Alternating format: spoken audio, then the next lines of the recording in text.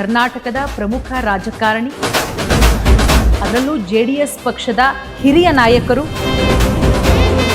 S, ಸಾಯಿಗೋಲ್ಡ್ palace ಅಂತ ಹೇಳಿದ್ರೇ ನೆನಪಾಗೋದು TA Sharavana sir. ನಿಮ್ಮ ಸಮಾಜಮುಖಿ ಕೆಲಸಕ್ಕೆ ಖಂಡಿತವಾಗ್ಲೂ ಕೂಡ ಹ್ಯಾಟ್ಸ್ ಆಫ್ ಸರ್. ಏನೋ ಒಂದು ಸ್ವಲ್ಪ ಸಹಾಯ ಮಾಡಿ ಅಂತ ಕೇಳ್ದ, ನಾನು ಆತನಿಗೆ ಮಾಂಗಲ್ಯ ಕೊಟ್ಟೆ.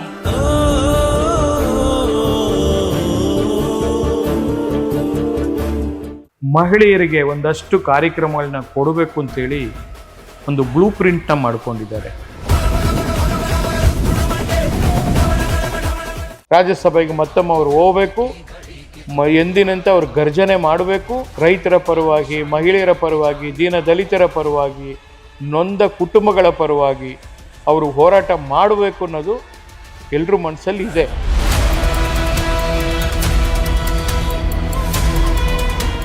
ಮೊನ್ನೆ ತಾನೇ ನೂತನ ಮುಖ್ಯಮಂತ್ರಿಯಾಗಿ DK ಶಿವಕುಮಾರ್ ಸರ್ ಅವರು ಪ್ರಮಾಣ ವಚನ ಸ್ವೀಕಾರ ಮಾಡಿದ್ರು. ಒಬ್ಬರು ಪೂರ್ಣಿಮಾ ಮನೆ ಮುಖ್ಯಮಂತ್ರಿ ಅಲ್ಲ, ಒಬ್ಬ ನಿಖಿಲ್ ಕುಮಾರಸ್ವಾಮಿ ಮನೆ ಮುಖ್ಯಮಂತ್ರಿ ಅಲ್ಲ, ಈ ರಾಜ್ಯದ 6.5 ಕೋಟಿ ಕನ್ನಡಿಗರ ಮುಖ್ಯಮಂತ್ರಿ. ನೀವು ₹1 ಊಟ ಮಾಡಿದಂಥವ್ರು, ಅಪ್ಪಾಜಿ ಕ್ಯಾಂಟೀನ್ ಅಂತ ಹೇಳಿ ಇವತ್ತಿಗೂ ಕೂಡ ಅದು ರನ್ ಆಗ್ತಾ ಇದೆ.